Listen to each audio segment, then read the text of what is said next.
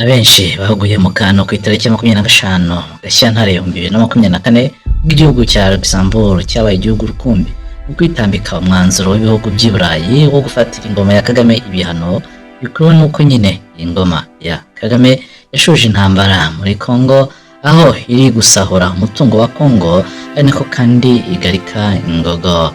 Iyi Luxembourg yagurushije abantu mu kantu kuko ari agahugu gato kazwiho kuba nta mubano wihariye gafitanye na Kagame cyangwa se izindi nyungu runaka mu karere.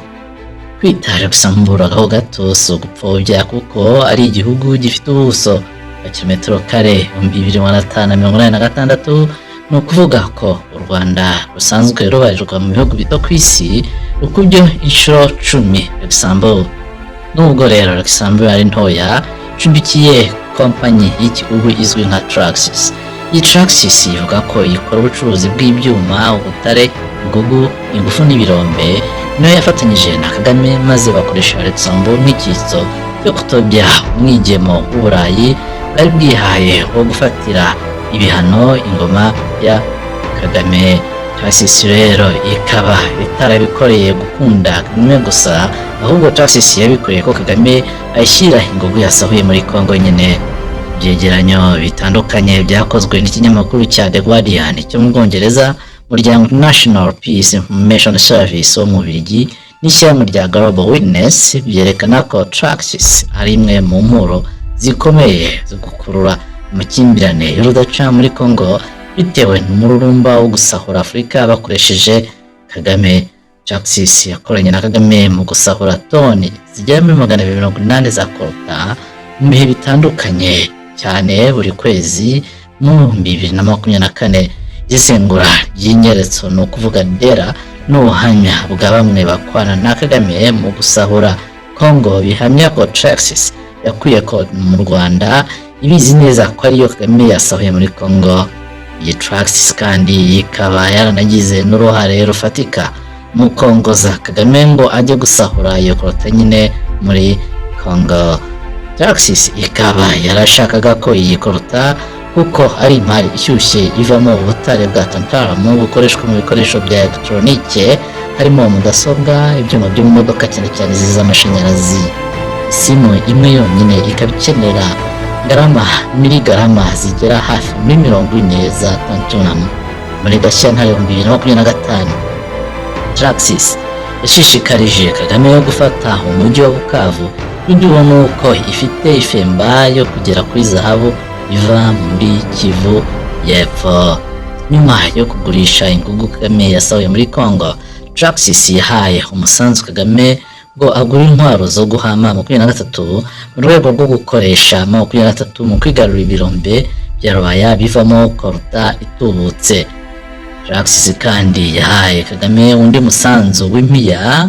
Kagame inamutegeka ko yakongera ibihembo by'abacukuzi bo mu birombe bya Rubaya ngo barusheho gucukurana umurava, uretse ko n'ubundi Kagame atabuze gushaka uko yakwisubiza izo mpiya zahembwaga abacukuzi, kuko buri mucukuzi umwaka umusoro ungana na 25% yayo yakoreye.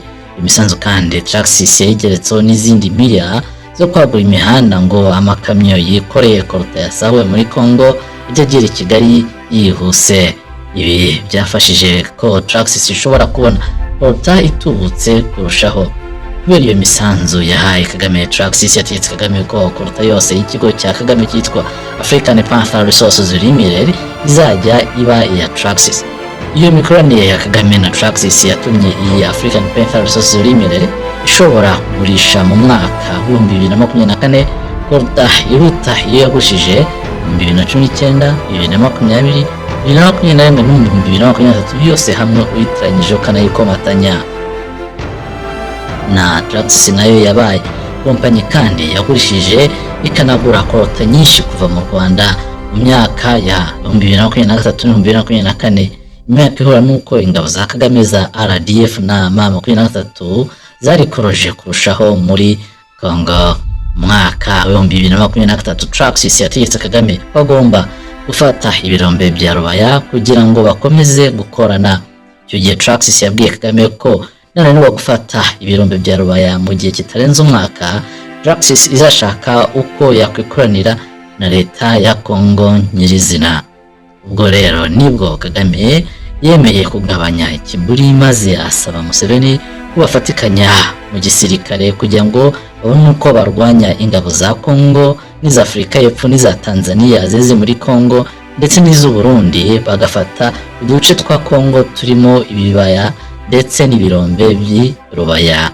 Nyuma y'uko gufata Rubaya mu 2024, Traxxas yakomeje gucunaguza Kagame ko gukura Kota i Rubaya bayizana mu Rwanda bitwara igihe kirekire kandi bivunanye, kandi abakiriya bayishaka ari benshi, bakaba bayishaka bwinshi no mu buryo bwihuse.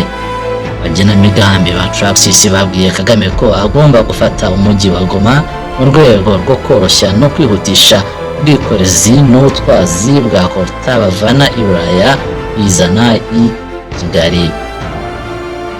Kagame nawe yasabye Traxxas ko yamufasha gucubya abandi banyaburayi ngo hatazagira usakuza mu gihe ingabo ze zizaba zigarura utwo duce. Ni muri uwo munyuzo rero Traxxas yafashije Kagame kugira amasezerano n'umuryango w'ubumwe bw'Uburayi wari uhagarariwe n'umugabe wabo von der Leyen muri Gashyantare 2024. Muri uwo munyuzo wa Kagame na von der Leyen, ubumwe bw'Uburayi bwakoze ku buryo mu masezerano bagiranye na Kagame birengagiza nkana ingingo ngenderwaho zo gukumira ko ingugu za Congo zagurishwa na Kagame zitwa ko ari ingugu zacukuwe mu Rwanda.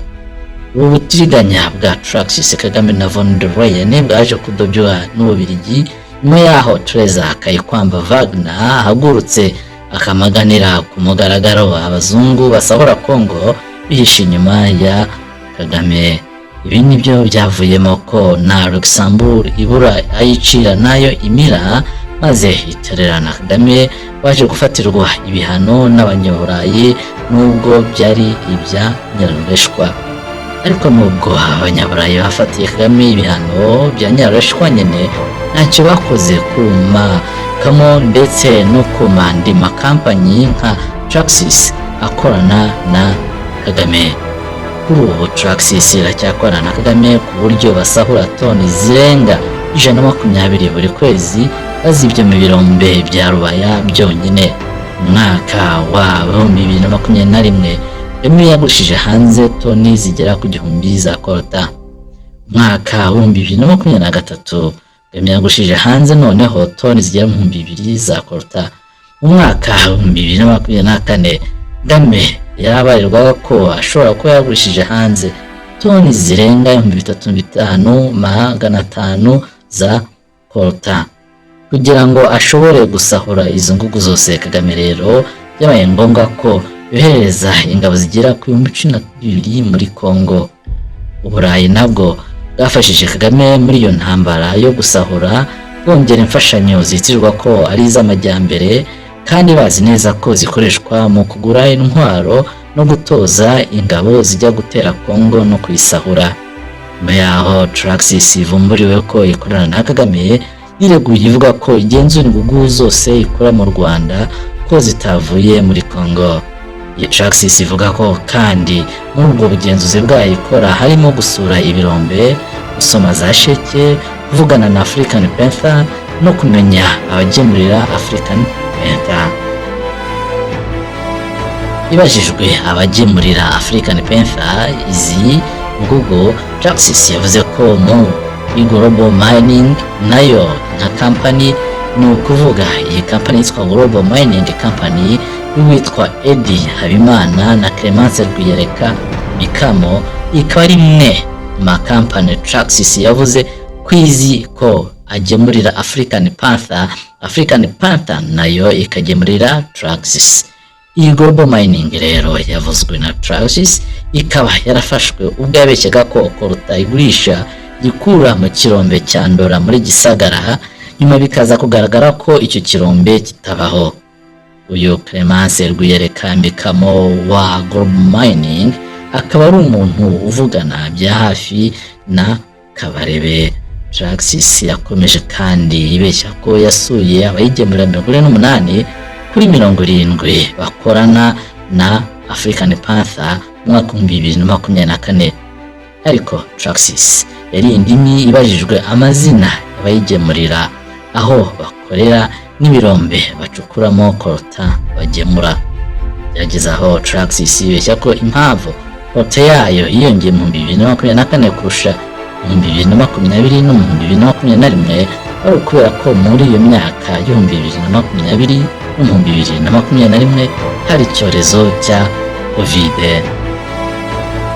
Aha naho Traxxas yananiwe gusobanura impamvu noneho coltan yayo yo mu 2019 ari nkeya cyane ugereranyije no mu 2024, kandi iyi coltan yo mu 2019 ikaba nta hantu hanini cyane bitandukanye no mu 2020 umwaka wabonetsemo COVID. Bimaze kwishora rero Traxxas noneho yavuze ko ikibwira ko coltan ari yacukuwe mu Rwanda, ariko iyo coltan iba ari umukara bakaba bayita ngo ni black coltan cyane, ikaba ari umukara cyane rero kuko ibifitemo niobium nyinshi kurusha tantalium. Naho coltan ya Rubayayo ngo ibisa nkaho yenda kwerurukamo gake. Traxxas kandi yavuze ko yifashisha n'amafoto muri iryo genzura kureba niba coltan ari umukara cyane cyangwa ijya kwerurukamo. Ibajijwe kwerekana amafoto yagendeyeho ihitamo coltan bayigemuriye, Traxxas yarayabuze. Ndetse n'amagenzura yabaye mbere yemeje ko coltan yo mu Rwanda itagiye nayo ubwayo isa. Ni ukuvuga ngo coltan icukuwe mu Rwanda nyirizina mu birombe bitandukanye biherereye mu Rwanda nayo igenda igira ibara ritandukanye, ikagenda igira n'ubucucike butandukanye bwaba bwa niobium bwaba n'ubwa tantalium. Ariko nanone hagiye hagaragara ko coltan imwe iva mu birombe bimwe na bimwe byo mu Rwanda ibisa neza nka coltan yacukuwe mu birombe byo muri Congo, harimo na kino ikirombe rurangiranwa cya Rubaya. Uwo rero Traxxas ikorana nabo igemura coltan yasahuwe muri Congo, ikaba ifatanya na Kagame kuyisahura nyine no kugarika izo ngogo muri Congo, harimo Tesla, Apple, Motorola, Intel, HP na Nokia. Nubwo igaragaza ko igashaka kandi no gukorera mu bwiru, Umusuwisi witwa Christian Haber umwe mu banyamigabane b'iyi Traxxas.